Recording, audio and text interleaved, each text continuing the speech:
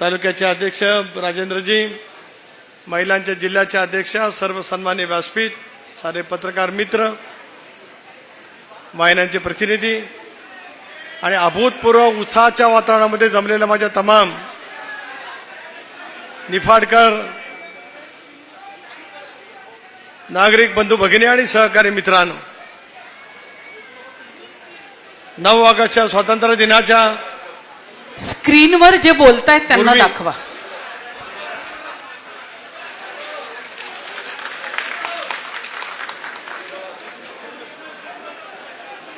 याला दादा म्हणतात.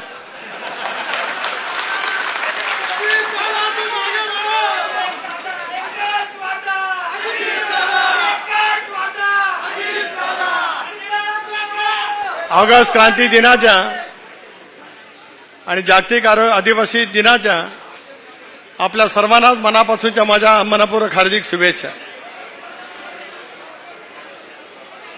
10वा अर्थसंकल्प दादा तुम्ही मांडलात. या देशामध्ये सलग नव्हे पण 10 अर्थसंकल्प मांडण्याची संधी तुम्हाला आयुष्यामध्ये मिळाली. राजकारणामध्ये संधी केवळ मिळत नाही, पण संधी मिळवण्यासाठी कर्तृत्व लागतं, जिद्द लागते, मेहनत लागते. आणि ताईपेक्षा ज्या कारणासाठी दादा तुम्ही राजकारणामध्ये आलात ते समाजाचं व्यापक हित, विकास आणि गोरगरिबाच्यासाठी पूर्णपणाचं योगदान देण्याचं महत्व, या भूमिकेवरती गेले 35-40 वर्ष राजकारणामध्ये तुम्ही त्या ठिकाणी काम करत आलात. मी सुद्धा दादा गेले 40 वर्ष राजकारणामध्ये आहे. स्वर्गीय वसंतदादांच्या पासून ते आतापर्यंतच्या सर्व नेत्यांच्या वेगवेगळ्या कार्यक्रमाला मी उपस्थित राहिलो. पण दिलीप काका गेल्या कालपासून नाशिकच्या दौऱ्यामध्ये आल्याच्या नंतर अजित दादांचं स्वागत दादा म्हणून ज्या पद्धतीने भगिनी करतायत, माझ्या 40 वर्षाच्या राजकीय जीवनामध्ये मला कधी अनुभवाला त्या ठिकाणी मिळालं. हे जे काही परिवर्तन तमाम महिला भगिनीच्या मनामध्ये निर्माण झालेला उत्साह, बंधुत्वाच्या नात्यातून, दादाच्या नात्यातून दादा आपल्या पाठीमागे उभा आहे, ही ठाम विश्वासाची भावना प्रत्येक भगिनीच्या मनामध्ये निर्माण महाराष्ट्रामध्ये होणं. दादा गेल्या 40 वर्षाच्या तुमच्या राजकीय आयुष्याचा जर काही क्लायमॅक्स कुठला असेल तर गेल्या 2 दिवसापासून नाशिककर माझ्या भगिनी ज्या पद्धतीने तुमचं स्वागत करतायत, याचा अर्थ उद्याचं भवितव्य राष्ट्रवादी काँग्रेस पक्षापुरता सीमित नव्हे तर तुमच्या आमच्या सर्वांच्यासाठी अतिशय उत्तम पद्धतीने त्या ठिकाणी अधोरेखित होणार आहे. क्रांतिकारी योजना दिली. महात्मा ज्योतिबा फुले, सावित्रीबाई फुलेंनी ज्या विचारासाठी संघर्ष केला तो काळ भिन्न होता. पण आजच्या काळामध्ये तमाम भगिनींच्यासाठी तुम्ही 1500 रुपयाची प्रतिमाची योजना दिली. महाराष्ट्राच्या अर्थकारणाला सुद्धा चालना मिळाली. अनेक जण टीका टिप्पणी करतात. दिलीप काका संसदेमध्ये सुद्धा काही जणांचं मी भाषण ऐकलं.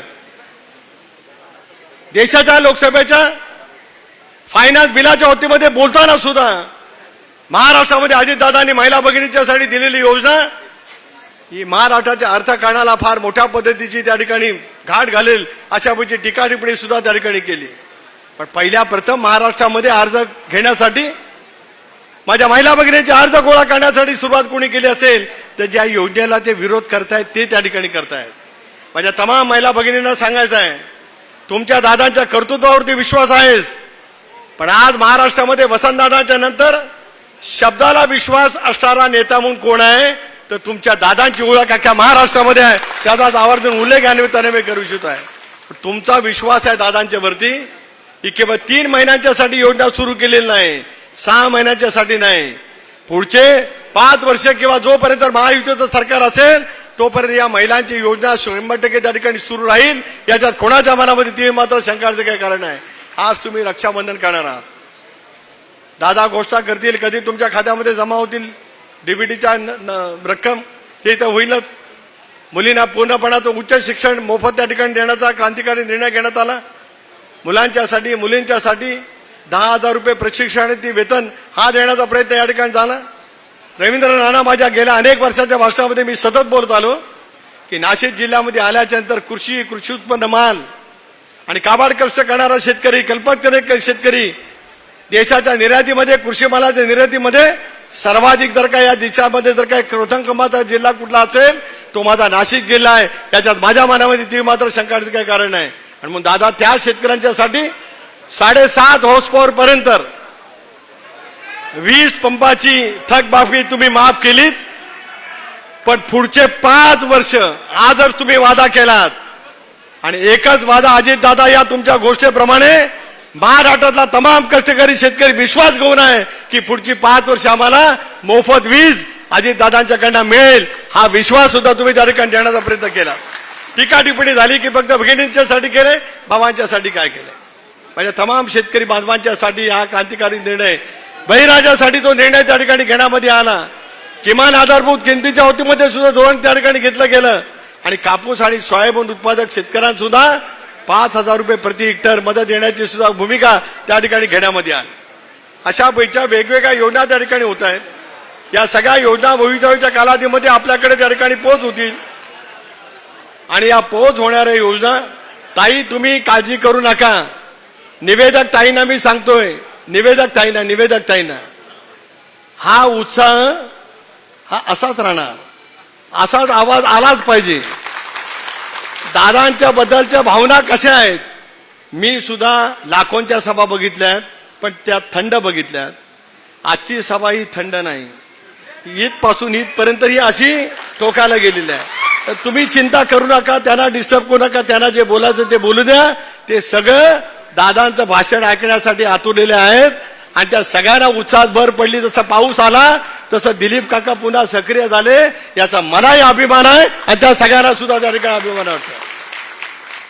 आपण सगळेजण मिळून पुढच्या या सर्वंकष कामाला त्या ठिकाणी चालना देण्याचा प्रयत्न करूया.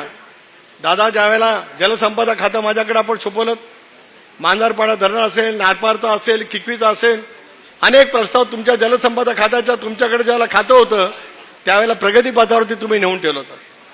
कालही रात्री आपण मुख्यमंत्र्यांचा जो चर्चा केली, उपमुख्यमंत्र्यांचा जो चर्चा केली, त्याच्याबद्दलचा घोषवास उद्गार तुम्ही त्या ठिकाणी त्या निमित्ताने निश्चितपणे सांगाल. कृषी उत्पन्नामध्ये अग्रेसर असलेला माझ्या नाशिक जिल्ह्याला सुद्धा एक वेगळा पैसा न्याय देण्याची प्रक्रिया आपल्या हातून होत त्या ठिकाणी होईल एवढा विश्वास या ठिकाणी आम्ही व्यक्त करतो. पुन्हा एकदा राज्यामध्ये आपल्याला महायुतीचं सरकार आणायचंच आहे. दादाने दिलेल्या योजना या अभ्यासपणाने सुरू ठेवायच्याच आहेत. आज ज्या योजनांच्या वरती टीका टिप्पणी करतात, महाराष्ट्र आर्थिक डबघाईला अशा पैसा आभास निर्माण करण्याचा प्रयत्न करतात, देशाच्या संसदेमध्ये या योजनेला विरोध करतात, त्या विरोधकांना त्यांची जागा दाखवत पुन्हा एकदा समर्थपणाने महायुतीच्या पाठीमागे पर्यायाने अजितदादांच्या पाठीमागे उभं राहण्याची भूमिका ही आपण सर्वांनी म्हणून त्या ठिकाणी घ्यावी एवढी नम्रतेची विनंती या ठिकाणी आम्ही त्यांनी करतोय. आणि गेले 2 दिवस आणि पुढचे 2 दिवस नाशिक जिल्ह्यातला उत्साह, 8 दिवसापूर्वी सुद्धा मी आलो होतो, त्यावेळेला सुद्धा उत्साहाची झलक पाहायला मिळाली. पण तो काका ट्रेलर होता, आता सुद्धा मध्यंतर नाही झाले, आताशी सुरुवात झाली. आता ज्या वेळेला 3 तासाचा सिनेमा म्हणजे नोव्हेंबर महिन्यामध्ये विधानसभेच्या निवडणुकीचं मतदान ज्या वेळेला पूर्ण होईल त्यावेळेला हा मतदारसंघ असेल. या मतदारसंघातून सुद्धा मी त्या दिवशी निफाडच्या माझ्या सर्वच कार्यकर्त्यांना विनंती केली होती, कितीचं मताधिक्य तुम्ही देणार आहात. आता दादांच्या समोर बोलून मी आपला वेळ घेऊ इच्छित नाही, कारण महिला भगिनी दादांचं भाषण ऐकण्यासाठी त्या ठिकाणी आतुरलेल्या आहेत. ते देण्याच्यासाठी आपण सर्वजण सज्ज व्हावं एवढी कळकळीची विनंती करतो. आणि माझ्या तमाम महिला भगिनींच्यासाठी, तरुणांच्यासाठी आणि शेतकरी बांधवांच्यासाठी केलेल्या योजनेचा लाभ घेण्यासाठी आपण सर्वांनी म्हणून सज्ज व्हावं एवढी कळकळीची विनंती करतो आणि थांबतो. जय हिंद, जय महाराष्ट्र, जय राष्ट्रवादी. देश विदेशातील प्रत्येक घडामोडींचे लाईव्ह अपडेट मिळवण्यासाठी आता साम टीव्हीच्या सर्व सोशल मीडिया प्लॅटफॉर्मला लाईक, फॉलो आणि सबस्क्राईब करा. तसंच सर्व नोटिफिकेशनसाठी बेल आयकॉन प्रेस करायला विसरू नका.